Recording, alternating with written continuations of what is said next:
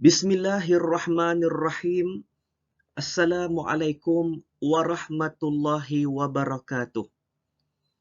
Terima kasih kepada Ustaz Pengurusi Majlis, penganjur program kuliah tasawuf online kita, bahagian fatwa Jabatan Mufti Kerajaan Negeri Sembilan Darul Khusus, yang dihormati tuan-tuan dan puan-puan yang saya kasihi sekalian. Alhamdulillahillazi hadana lihaza wa ma kunna linahtadiya laula an hadanallah. Ashhadu an la ilaha illallah wahdahu la syarikalah wa ashhadu anna sayyidana wa maulana Muhammadan abduhu wa rasuluh. Allahumma salli wa sallim ala hazan nabiyil karim wa ala alihi wa sahbihi ajma'in, amma ba'du. Pertama-tamanya kita syukur sangat-sangat kehadrat Allah kerana kita masih lagi diberikan kekuatan dan kesempatan, konsisten dan istiqamah, sehinggalah kita sama-sama masuk kepada siri yang kedua kuliah tasawuf online kita dalam mengupas isu-isu berkaitan dengan tarikat tasawuf. Dan pada malam ini, kita akan meneruskan gaya bentuk pembelajaran kita berkaitan dengan isu-isu tarikat tasawuf ini based on berasaskan question and answer. Ada soal dan jawabnya. Dan insya-Allah kita akan cuba sedaya upaya mempermudahkan bahasa dan yang penting kita akan dapat memahami apakah isu-isu tersebut dan bagaimana cara untuk menjawabnya agar keunggulan tarikat tasawuf ini kembali mekar dalam persada tanah air kita.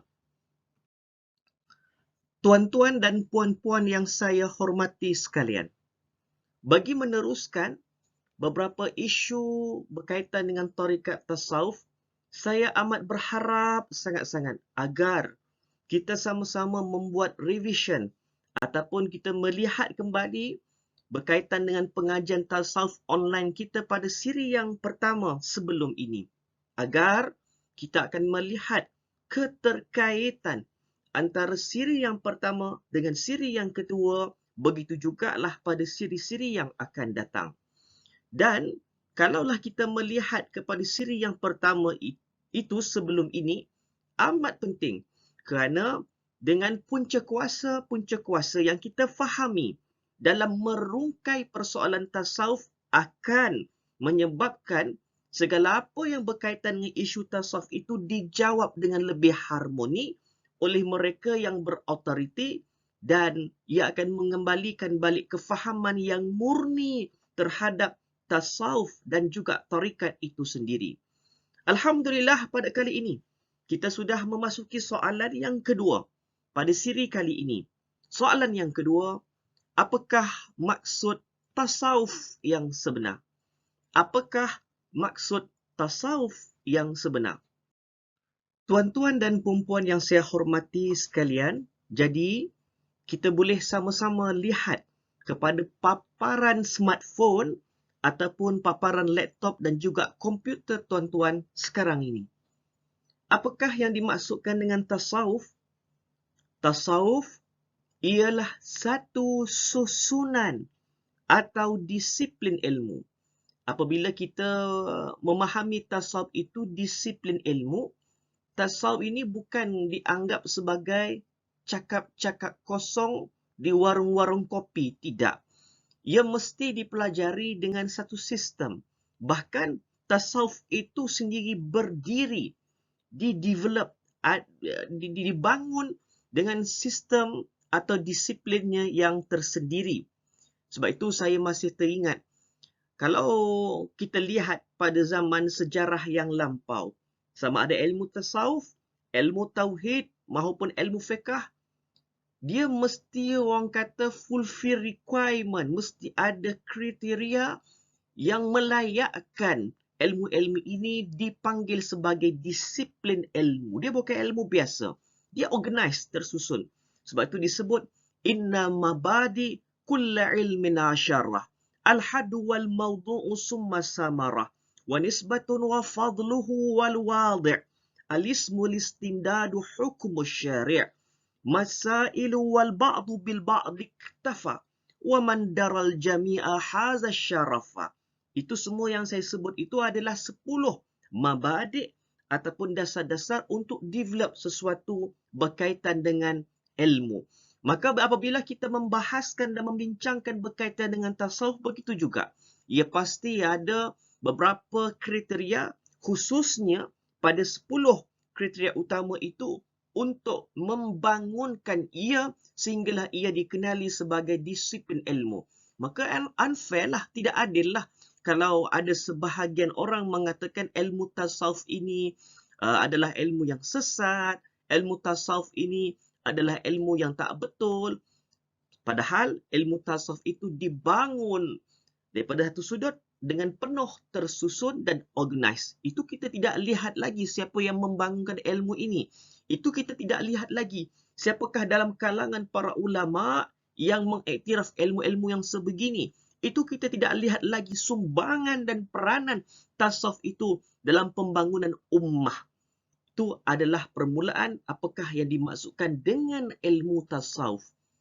Tasawuf ialah satu susunan atau disiplin ilmu yang mengajar tentang penyucian jiwa dan menghiasi zahir serta batin dengan akhlak yang terpuji. Sebab itu kita memahami nanti insya-Allah kita akan melihat di dalam Islam ini ada 3 ilmu yang utama, iaitu ilmu fiqh, ilmu tauhid dan ilmu tasawuf. Dan setiap bidang ilmu ini ada ruang lingkup perbahasannya. Ilmu fiqh berkaitan dengan hukum hakam. Ilmu tauhid berkaitan dengan pegangan hati, firm kita terhadap Allah, Rasul dan perkara-perkara ghaibiat.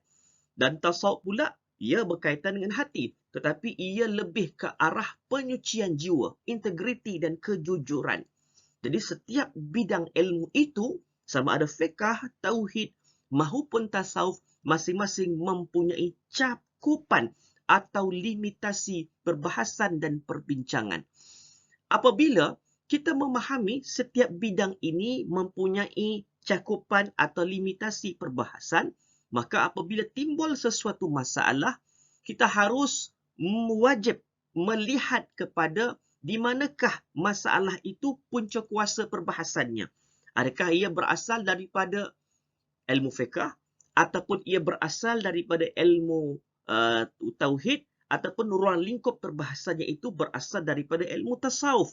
Kenapa kita perlu memahami bidang dan ruang lingkup ini? Kerana apabila sesuatu masalah itu diselesaikan, ia akan diselesaikan, jawapan itu akan dipersembahkan, persoalan akan dirungkaikan mengikut konteks bidang tersebut.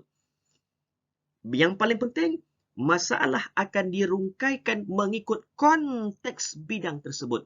Kalau ia berasal daripada ruang lingkup tasawuf, ia akan diselesaikan dalam konteks bidang tasawuf. Kalau ia berasal dalam ruang lingkup fiqh, ia akan diselesaikan, dirungkaikan dalam konteks perbahasan fiqh. Kerana dengan cara yang sebegini, jawapan-jawapan itu akan lebih harmoni dan sesuai dengan perbahasan asal punca kuasa kepada persoalan-persoalan tersebut. Baik, jadi simple lah. Ilmu tasawuf adalah ilmu mengenai penyucian jiwa. Dan nanti kita akan lihat pada persoalan-persoalan yang akan datang keterkaitan di antara tasawuf, fiqh dan tauhid, dan mana datang ilmu tasawuf ini? Mana pula punca kuasanya? Adakah keterkaitannya dengan rukun Islam, iman dan ihsan? Itu semua pada persoalan-persoalan yang akan datang. Baik, kita fokus dulu. Apakah yang dimaksudkan ilmu tasawuf? Ilmu yang mengajar, disiplin ilmu sebetulnya, yang mengajar tentang penyucian jiwa, menghiasi zahir serta batin dengan akhlak yang terpuji. Tasawuf juga bermaksud ajaran untuk ma'rifatullah, untuk memahami Allah, untuk matang kepada Allah, untuk mengenal Allah dengan benar-benar mendekatkan diri kepadanya. Ilmu tasawuf dia bukan sekadar falsafah, tuan-tuan.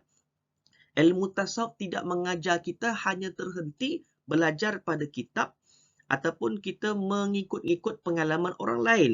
Ilmu tasawuf harus diperoleh melalui praktik.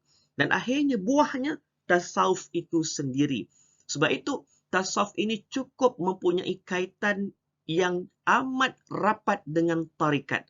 Tasawuf ialah buahnya. Tasawuf ialah dapatannya. Dan nak memperoleh tasawuf secara lebih organize, terarah, tersusun dengan cara bertarikat. Jadi kita sambung lagi. Tasawuf juga bermaksud tadi apa? Ajaran untuk ma'rifatullah. Ma'rifat ini bukan sekadar kenal dan juga faham Allah, tetapi ma'rifat ini ialah matang dengan segala tuntutan dan kehendak-kehendak Allah. Apakah yang dimaksudkan dengan ma'rifat? Itu insya-Allah kita akan sambung pada persoalan-persoalan yang akan datang. Ini juga dikenali sebagai ilmu suluk. Kalau kita lihat dalam Kamus Dewan edisi keempat, memang mentakrifkan ilmu tasawuf itu apa? Ilmu suluk dan ilmu tarikat. So tak jadi isu dan masalah.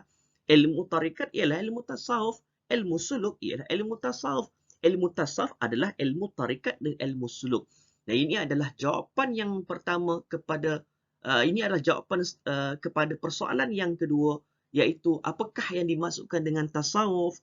Tasawuf adalah satu susunan ilmu, disiplin ilmu yang mengajar penyucian jiwa, mengajar kejujuran hati untuk mencapai akhlak yang terpuji. Maksudnya apa lagi? Tasawuf ialah penyempurnaan kepada pengamalan fiqh dan juga tauhid. Kerana tasawuf itu akhlak. Akhlak dalam mengamalkan fiqh. Akhlak dalam memahami tauhid. Maka keterkaitan di antara ketiga-tiga bidang ilmu tersebut tidak pernah berpisah. Ketiga-tiga bidang ilmu tersebut tidak boleh berdiri dengan sendirinya. Bahkan ketiga-tiga ilmu itu, fiqh, tauhid dan tasawuf, saling memerlukan antara satu dengan yang lain untuk menjadikan kita insan yang sempurna. Dan itu adalah jawapan-jawapan berkaitan dengan apakah yang dimaksudkan dengan tasawuf itu sendiri. Soalan yang seterusnya ialah, adakah konsep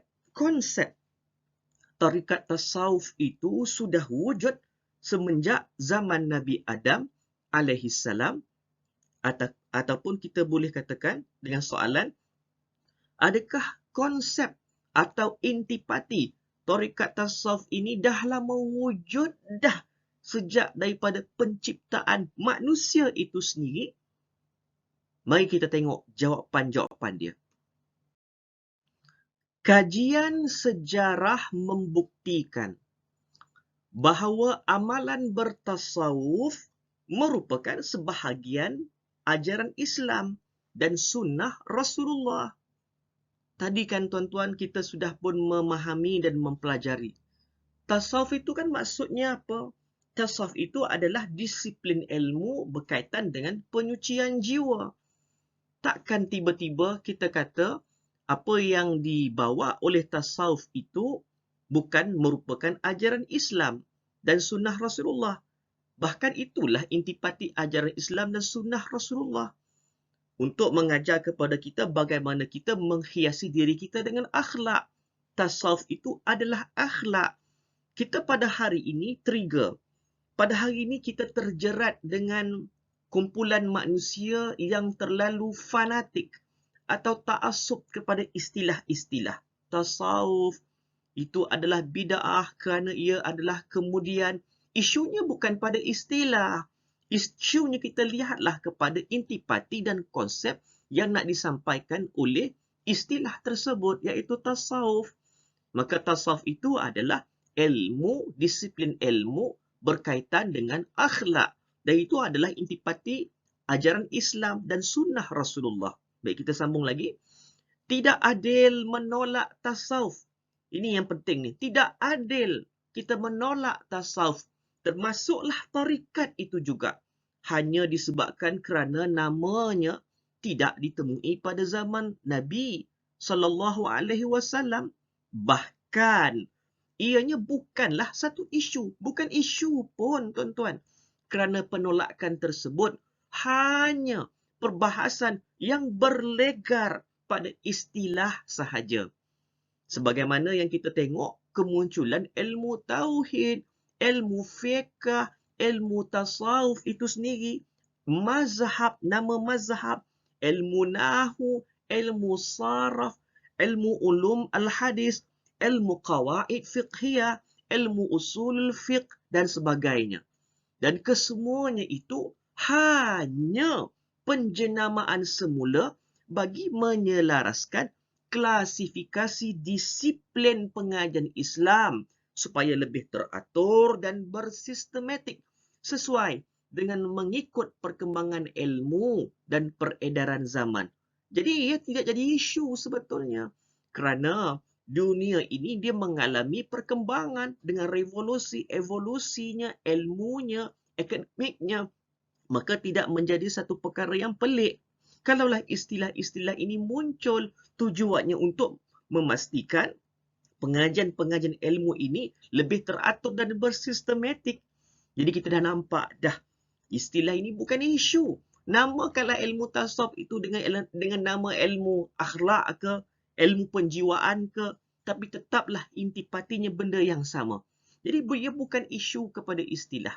Yang penting adalah intipatinya adalah berkaitan dengan akhlak, penyucian jiwa, dan ilmu ini sudah pun intipati itu, konsep itu, keunggulannya itu sudah pun dikesan pada zaman Nabi kita Muhammad sallallahu alaihi wasallam. Maknanya apa yang boleh kita katakan? Ya Rasulullah itu pun bertasawuf, para sahabat itu pun bertasawuf, para tabi' dan juga atba'ut tabi'in juga bertasawuf, salafus salih itu bertasawuf, para ulama itu bertasawuf. Maksud tasawuf itu apa? Mempunyai akhlak dan mereka itu memang orang yang tahu bagaimana cara untuk menyempurnakan penyucian jiwa itu sendiri. Jadi pelik kalau ada sebahagian orang dia terlalu rigid. Dia tak boleh dengar nama tasawuf. Padahal itulah intipati dan konsep yang berkaitan dengan tasawuf itu sendiri. Ibnu Khaldun atau Ibnu Khaldun menyebut bahawa intipati atau konsep ilmu dan amalan tarikat tasawuf telah pun wujud sejak penciptaan awal manusia lagi, iaitu pada zaman Nabi Adam alaihissalam. Jadi kita bila bincang ni bukan kita membincangkan tentang istilah tarikat ataupun istilah tasawuf, tetapi kita lebih menjurus kepada intipati dan konsep tarikat tasawuf itu. Dah wujud lama dah tuan. Sejak pada zaman Nabi Adam alaihissalam. Bukti dia. Firman Allah subhanahu wa ta'ala. Dalam surah Al-A'raf ayat yang ke-172. Yang ayat tu panjang. Tapi syahid dia ataupun fokus dia kepada ayat. Alastu bi rabbikum qalu bala syahidna. Perkataan bala syahidna itu didapati menjelaskan konsep musyahadah. Dalam surah Al-Baqarah ayat yang ke-31 sebagaimana yang disebutkan dalam Al-Quran, wa 'allama Adamal asma'a kullaha hingga akhir ayat. Didapati menjelaskan konsep laduni. Kita dah ada musyahadah dah ada laduni dah. Dan ayat yang ke-37 pula dalam surah Al-Baqarah, surah yang sama. Ayatnya ialah fatalaqa Adamu min rabbihi kalimatin fataba alaih. Itu didapati menjelaskan konsep muqabalah. Jadi tuan-tuan dan puan-puan, kesemuanya itu terhimpun dalam kisah penciptaan Nabi Adam alaihissalam. Dan istilah-istilah tersebut, istilah musyahadah, laduni, muqabalah, ini tuan-tuan baru 3 istilah yang kita fahami konsep-konsep ini. Baru 3. Padahal banyak lagi. Ini baru 3 dan istilah-istilah tersebut tidak dihuraikan dalam ilmu fiqh dan ilmu tauhid, tetapi diperincikan dalam ilmu tarikat tasawuf. Jadi kita dah memahami sebelum ini, setiap bidang ilmu itu dia ada cakupan, perbahasan, limitasi perbincangannya. Ilmu fiqh berkaitan dengan hukum hakam, ilmu tauhid berkaitan dengan firm pegangan kita, berkaitan dengan Allah, Rasul dan ghaibiyat, perkara-perkara gaib. Dan kesemua yang kita sebut ini dengan istilah-istilah yang sekarang ini baru terbatas kepada 3, iaitu musyahadah, laduni, muqabalah. Itu tak masuk lagi dengan ayat-ayat Quran yang lain berkaitan dengan penciptaan Nabi Adam, dan istilah-istilah ini semuanya diperincikan dalam ilmu tarikat tasawuf. Jadi kita dah sepakat tadi ada 3 ilmu yang besar, fiqh, tauhid, tasawuf. Ilmu fiqh ada cakupannya, ilmu tauhid ada cakupannya. Tapi bila bincang tentang musyahadah, laduni dan muqabalah, confirmlah ia diperincikan dan ia merupakan sebahagian daripada bidang ilmunya tarikat tasawuf. Baik tuan-tuan dan puan-puan yang saya hormati sekalian, kita terus kepada soalan yang keempat. Adakah keunggulan intipati tarikat tasawuf itu dikesan pada zaman Nabi kita Muhammad sallallahu alaihi wasallam? Adakah keunggulan intipati konsep tarikat tasawuf itu wujud pada zaman Nabi kita Muhammad sallallahu alaihi wasallam? Apabila kita memberikan jawapan yang sebegini, kita fokus kepada intipati dan konsep, bukannya isu kepada istilah. Kalau kita berbahas mengenai istilah, ia tak akan selesai sampai bila-bila. Mari kita tengok konsep dan intipati tersebut, tarikat tasawuf. Ada tak dikesan pada zaman Rasulullah? Ya, keunggulan bidang ini dikesan pada zaman Nabi sallallahu alaihi wasallam, kerana baginda sendiri juga merupakan seorang syekh mursyid. Fungsi syekh mursyid yang kita lihat pada hari ini tuan-tuan dan puan-puan adalah sama konsep yang persis pada zaman Nabi sallallahu alaihi wasallam. Nabi itu bertindak sebagai syekh mursyid kepada para sahabat. Baginda adalah seorang syekh mursyid yang membentuk akhlak terbaik kepada para sahabat dan umat. Dan benda-benda yang sebegini kita boleh lihat dalam surah Al-Ahzab ayat yang ke-21, surah Al-Hajj ayat yang ke-32, dan dalam surah Taubah sendiri menerangkan tentang bagaimana kehebatan mereka menguasai dunia, dikagumi oleh semua manusia yang lain. Dek kerana apa? Nilai ihsan ataupun tasawuf yang sudah sebati dalam jiwa mereka. Tuan-tuan dan puan-puan hari ini, orang tak pandang sangat tuan-tuan. Kalaulah kita ni ada 3 PhD holder, kita seorang yang bertaraf jawatan yang tinggi dalam apa jua kedudukan, tetapi akhlak tak ada, orang tak pandang mana tuan-tuan. Even kalau kita tengok seorang akademik, ahli akademik, seorang ustaz ke, seorang profesor ke, cakaplah berkaitan dengan apa juga nilai akademiknya, tetapi nilai akhlaknya tiada, orang tak akan respect kat situ. Sebab orang melihat manusia sekeliling menilai kepada akhlak. Dan akhlak itu dikagumi oleh siapa sahaja. Orang bukan sekadar nak melihat kepada apa yang dikata, tapi orang juga melihat kepada perbuatan yang dikata sebelum ini. Orang melihat, manusia melihat kepada nilai ihsan atau tasawuf. Dan inilah yang disebut sebagai kehebatan para sahabat salafus salih, khususnya Rasulullah itu sendiri.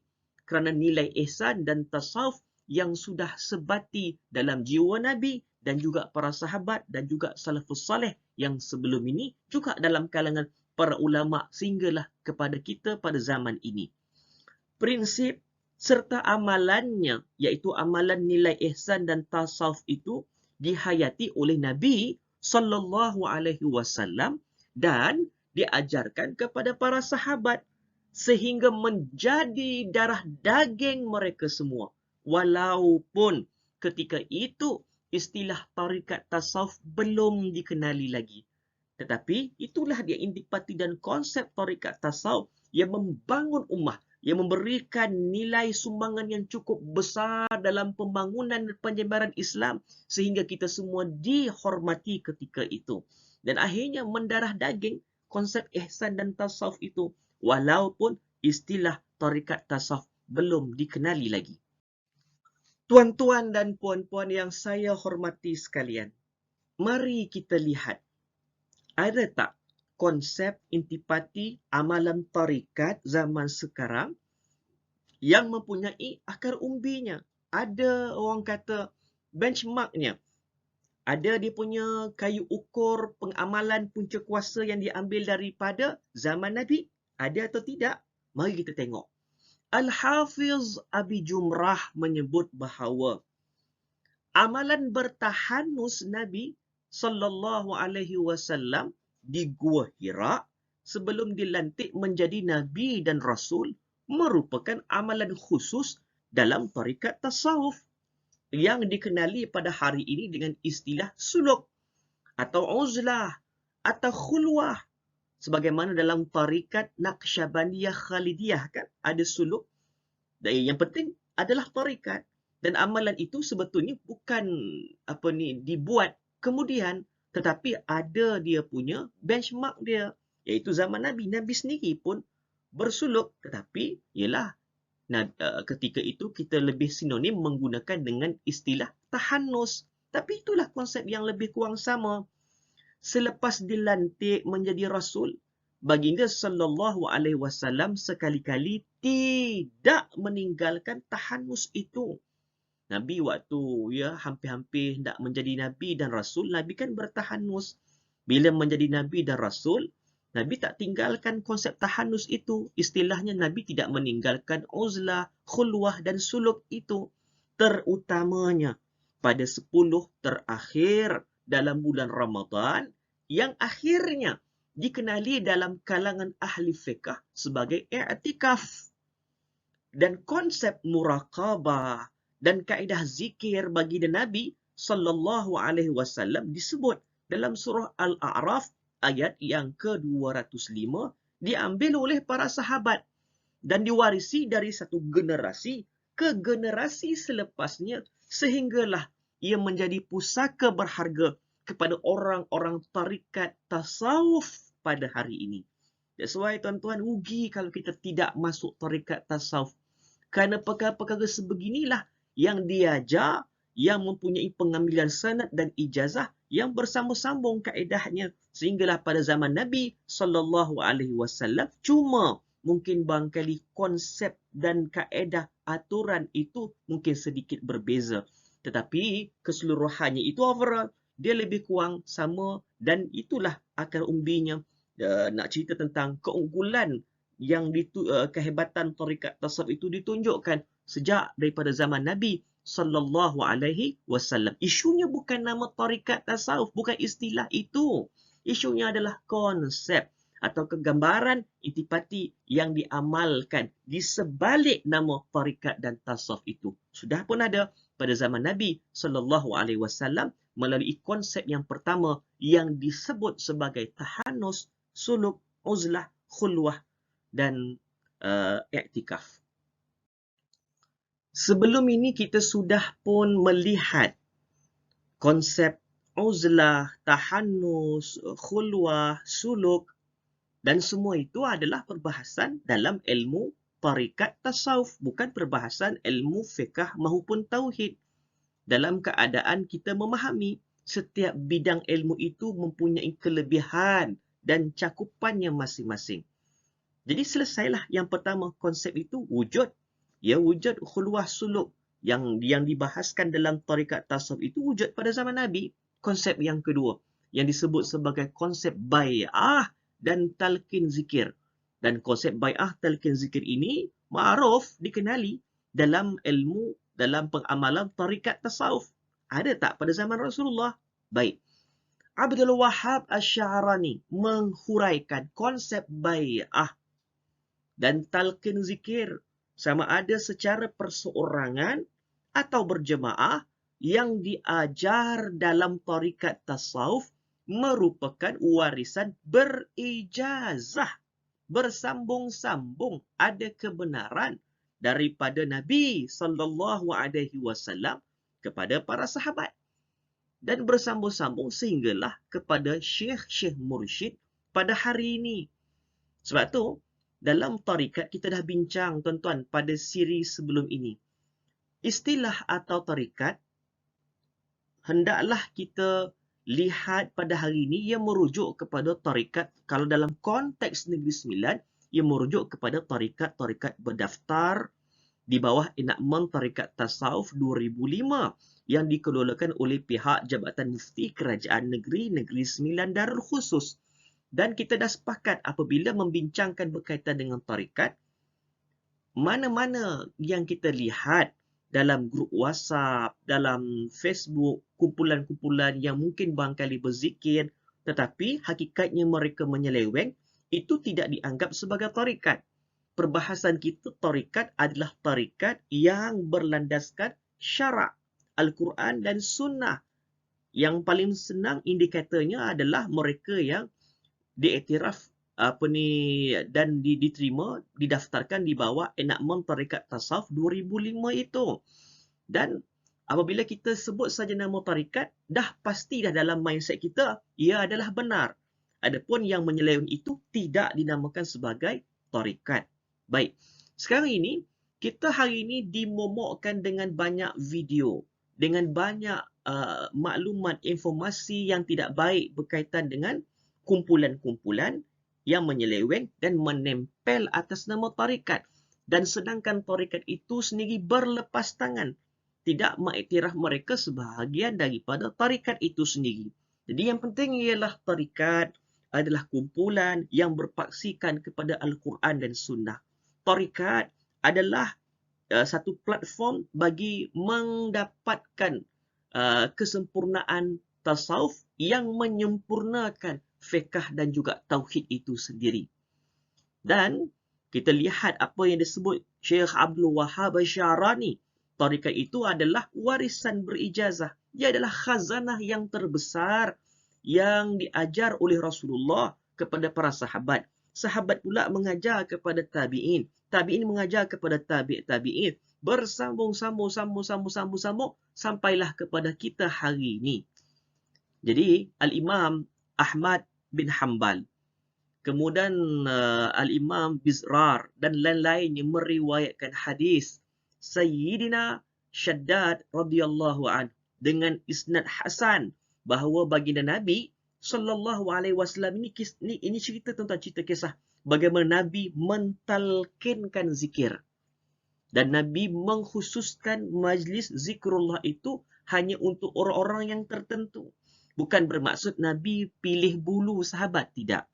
Kerana para sahabat ini mempunyai kelebihan dan kecenderungan yang tertentu. Ada suka dalam bidang pentadbiran, ada yang suka dalam bidang hadis. Dan Nabi tidak pernah meremehkan dan merendahkan sahabat-sahabat ini.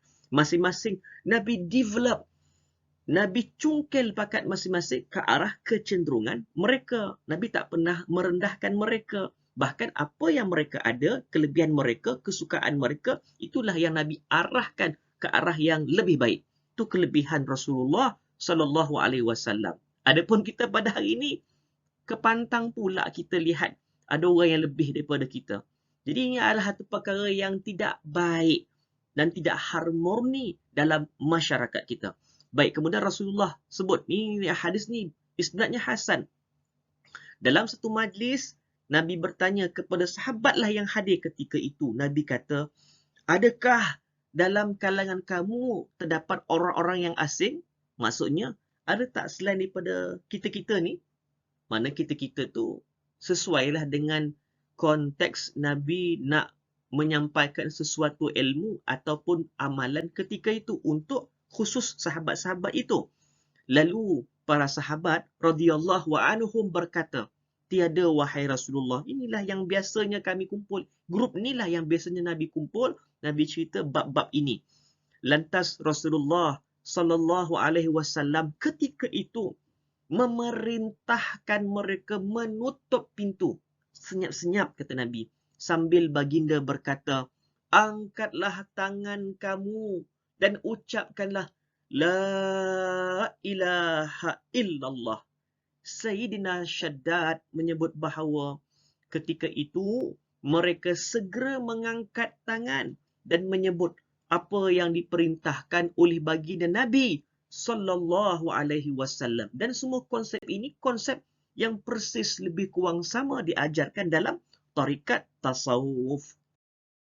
Hadis tersebut jelas menunjukkan konsep bai'ah dan talqin zikir secara berjemaah yang diajarkan oleh Nabi sallallahu alaihi wasallam kepada golongan yang khusus sahaja.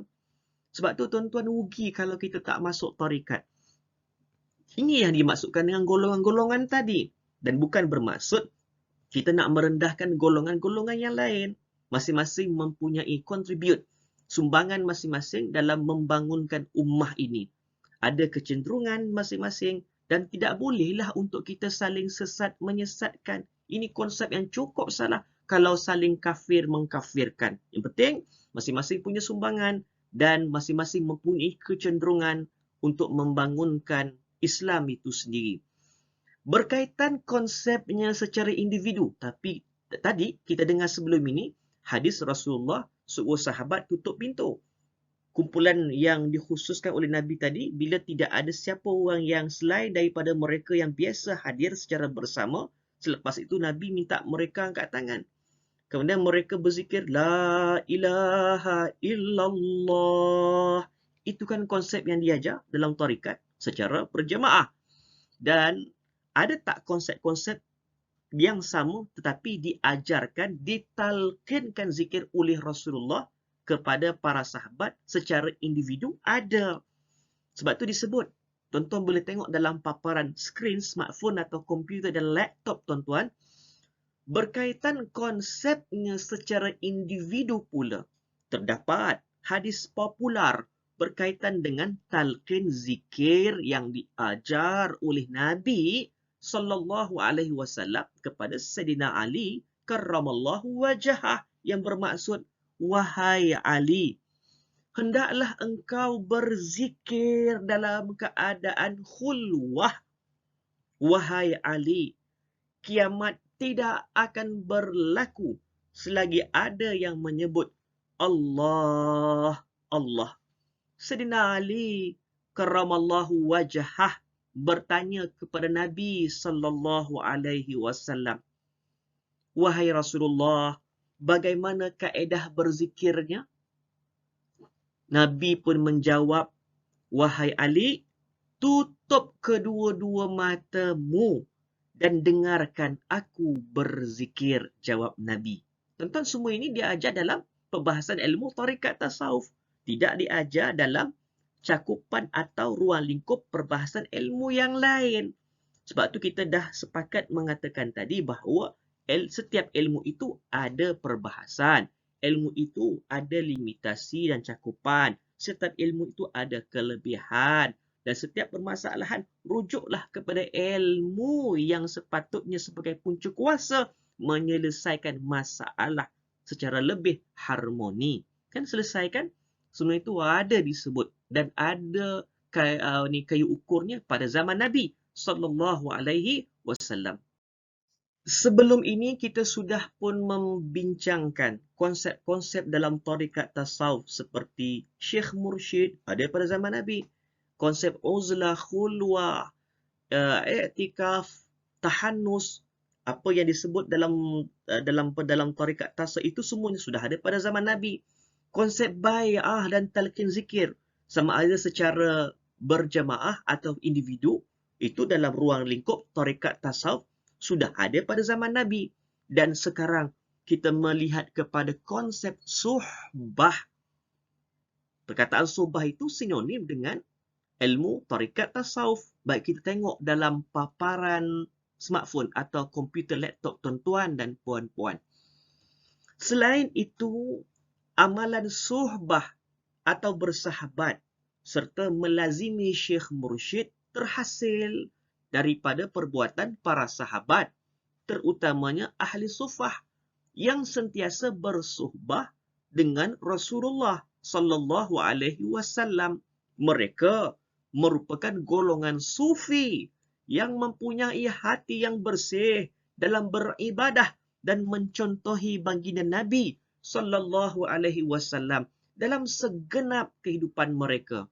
Bahkan perbuatan ini merupakan perintah Allah Subhanahu wa taala supaya kita sentiasa bersuhbah dengan orang-orang yang saleh, sebagaimana yang terdapat dalam surah At-Taubah ayat yang ke-119 yang bermaksud, wahai orang-orang yang beriman, bertakwalah kepada Allah dan sentiasalah bersuhbah bersama dengan orang-orang yang jujur. Ya ayyuhallazina amanu taqullah wa kunu ma'as sadiqin. Perkataan kunu ma'as sadiqin, sentiasalah bersuhbah. Jadikanlah orang-orang yang soleh itu sebagai sahabatmu.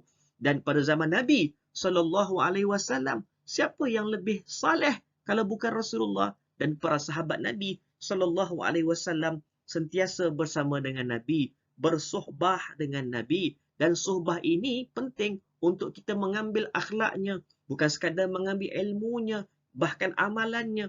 Dan konsep yang sama berterusan daripada zaman Nabi, diwarisi oleh zaman sahabat, zaman tabi'in, zaman bersambung-sambung sehinggalah kepada zaman kita pada hari ini. Dan itu adalah konsep-konsep yang diamalkan di dalam tarikat tasawuf, perbahasan yang lebih diteliti, yang difokuskan dalam cakupan ilmu tarikat tasawuf. Dalam tarikat tasawuf, tuntutan bersuhbah ini penting sangat-sangat, kerana lumrah kehidupan dilihat bahawa jiwa manusia saling memberi dan menerima. Pelik kan tuan-tuan? Kalau kita ada kawan-kawan yang lain, kita geng dengan kawan tu, tak ada isu. Tapi tiba-tiba bila kita ni rapat dengan mana-mana syekh-syekh mursyid, mulalah ada suara-suara kata kita ni ta'assub, fanatik, sesat. Padahal kita memang nak berjalan kepada Allah. Sepatutnya kita menyediakan ruang atau platform untuk kita saling memberikan sumbangan bagaimana untuk kita membangunkan ataupun menarik attraction orang kepada Islam. Bukan kita condemn sesama se-Islam. Sepatutnya kita saling memberikan semangat, saling memberikan ruang, peluang selagi mana ia di atas landasan dan paksi Al-Quran dan Sunnah. Dan dalam Negeri Sembilan tak ada isu langsung tarikat tasawuf, kerana ia sudah pun diperkasakan dan dikawal oleh Undang-Undang Enakmen Tarikat Tasawuf Negeri Sembilan 2005. Dan inilah masa kita untuk kita masuk ke dalam tarikat yang berdaftar. Dalam tarikat tasawuf, tuntutan ini semua penting kerana jiwa manusia saling memberi dan menerima. Jika ada orang yang beriman di tengah golongan maksiat, boleh jadi ia akan terpengaruh dengan mereka. Ini fitrah, kebiasaannya sebegitu. Payah kalau kita nak jadi seumpama ikan dalam lautan. Walaupun dalam lautan, yang masin tidak memasinkan daging ikan tersebut. Tetapi kalau ikan tu mati, di atas daratan, cukuplah dengan secubit garam akan memasinkan ikan itu. Jadi benda yang fitrah lah. Kita ni saling memberi kesan dan terkesan. Sebab tu disebut jika ada orang beriman pun di tengah golongan maksiat, lama-lama ia akan terpengaruh juga dengan orang keliling. Dan terjerumus dan kepada maksiat yang sama. Atau kalau dia hebat, dia sendiri akan mempengaruhi mereka dan menyeru meninggalkan maksiat tersebut. Yang penting, kita bila hidup dalam masyarakat, kita saling akan memberi kesan antara satu dengan yang lain. Biasanya, manusia itu bergaul secara berkelompok. Kerana apa? Ada titiknya persamaan antara mereka. Kenapa kita boleh dalam satu grup tu? Sebab kita saling menerima, ada synchronize antara kita. Sebab tu kita boleh create ataupun kita boleh buat kumpulan itu. Justru Rasulullah sallallahu alaihi wasallam bersabda, sebagaimana yang terdapat dalam Sunan Abu Daud, yang bermaksud seseorang itu berakhlak seperti sahabatnya, maka perhatikanlah dengan siapa kamu bersahabat. Dan konsep bersahabat inilah yang dititik beratkan dalam tarikat tasawuf yang disebut dengan nama suhbah atau rabitah. Golongan bertarikat pada zaman Nabi sallallahu alaihi wasallam ialah para sahabat radhiyallahu anhum ajmain sendiri. Tuan-tuan, mungkin kita sedikit pelik bila kita kata, sahabat bertarikat ke? Sekarang ini, kita bukan bincang tentang nama atau penjenamaan tarikat itu. Ia bukannya isu namanya tarikat itu tarikat Naqsyabandiyah, Ahmadiyah, Syazuliyah, Syaqariyah. Bukan itu isunya. Isunya ialah konsep tarikat-tarikat yang kita sebut sebelum ini. Dengan akhlaknya, dengan Syekh Mursyid, Bai'ah, Talqin Zikir, Uzlah, Tahanus, I'tikaf, Suluk, itu yang kita fokuskan. Bahkan bukan sekadar itu sahaja konsep-konsep itu. Luas konsep-konsep tarikat ditemui pada zaman Nabi. Maka kita boleh katakan para sahabat itu sendiri pun mereka itu termasuk dalam golongan yang mengamalkan konsep-konsep tarikat yang kita faham wujud pada hari ini. Terutamanya yang mereka dikenali sebagai orang-orang sufi. Mereka sentiasa mendapat perhatian dan kedudukan di sisi Nabi sallallahu alaihi wasallam sebagaimana yang disebut oleh Allah Subhanahu wa taala dalam surah Al-Kahfi ayat yang ke-198. Mereka ni sentiasa istiqamah dengan tahajud, membaca Al-Quran, berpuasa, lemah lembut dalam pergaulan, paling warak, paling sabar, paling reda, dan ingatan mereka tidak pernah lekang mengingati Allah Subhanahu wa taala. Ingatan, berzikrullah dan zikir itu sinonim dengan tarikat tasawuf. Bukannya satu pengkhususan dan tumpuan dalam bidang ilmu yang lain. Zikrullah sahaja, ingat kepada Allah, dawamul hudur, itu adalah ruang lingkup utama dalam perbahasan ilmu tarikat tasawuf. Dan itu sudah pun diamalkan oleh para sahabat radhiyallahu anhum ajma'in, diikuti oleh tabi'in dan juga atba' tabi'in, salafus salih, sehinggalah bersambung-sambung amalan tadi, akhlak tadi, amalan tadi, hinggalah kepada kita pada hari ini. Dan mereka itu tak pernah lekang mengingati Allah. Dan itu kan konsep utama ma'rifat dalam tarikat ialah dawamul hudur, mengingat Allah sentiasa, tak nak bercerai tanggal mengingat Allah. Walaupun mereka sibuk dengan pelbagai urusan dunia. Dengan erti kata dunia di tangan. Ingatan Allah sentiasa dalam hatinya. Dan semua perbahasan itu kita akan lebih fokus dan lihat pada perbahasan dalam persoalan-persoalan pada siri-siri yang akan datang. Alhamdulillah, tatimmus salihat. Syukur sangat-sangat kepada Allah, kita dah selesai untuk siri kali ini. Sudah banyak juga persoalan yang sudah pun kita rungkaikan. Mudah-mudahan Allah mempermudahkan kefahaman kita dalam kita menguasai isu-isu tarikat tasawuf ini. Dan pada siri yang akan datang, banyak lagi persoalan isu-isu tarikat tasawuf yang berasaskan soal jawab yang kita akan sama-sama bongkarkan agar mudah-mudahan kita akan dapat mengembalikan balik semula keunggulan tasawuf dan tarikat itu sendiri. Dan semoga ini menjadi sebahagian pahala kita dan diterima oleh Allah Subhanahu wa taala. Rabbana taqabbal minna innaka antas samiul alim wa tub alaina ya maulana innaka antat tawwabur rahim. Maka wa naktafi bihadzal qadar, cukup setakat ini, dan saya serahkan kembali kepada pengurusi majlis. Setakat itu saja. Sekian. Assalamualaikum warahmatullahi wabarakatuh. Kembali balik kepada pengurusi majlis.